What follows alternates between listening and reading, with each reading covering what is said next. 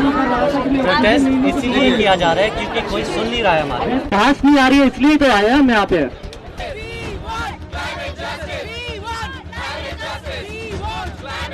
मेरी दिन की शुरुआत खांसने से होती है, दोपहर आते आते तक आंखों में जलन होती है और रात होते होते सांस लेने में तकलीफ होती है।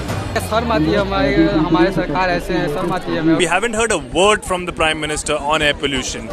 हम लोग अभी घर में बैठ के पढ़ाई करना चाहते हैं, but in this toxic air, we are breathing this toxic air to ask and demand for our right to live, our right to breathe. अरे खांसी से भी अरे लेके रहे कि हम इसके बारे में चर्चा जो है इसी समय क्यों करते हैं, अक्टूबर के बारे में चर्चा क्यों करते हैं और दिसंबर में क्यों भूल जाते हैं।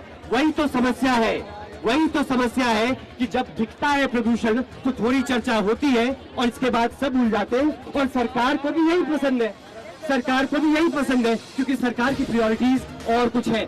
At India Gate, standing at India Gate, I feel a bit relieved because there are a lot of people along with me who are protesting against air pollution. Within 24 hours, we pulled this off. We need a solution. We don't care what government is there, whether it's center, whether it's AAP, whether it's BJP, whoever it is. We don't care at all. Whatever steps that they have taken are just not enough.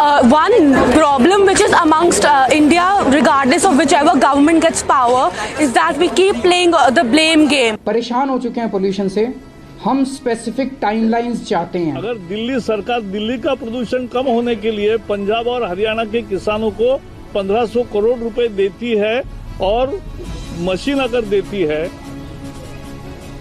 तो वो ज्यादा काम की चीज है। Everyone keeps blaming each other. There needs to be structural, systemic intervention. They need to find a room for themselves.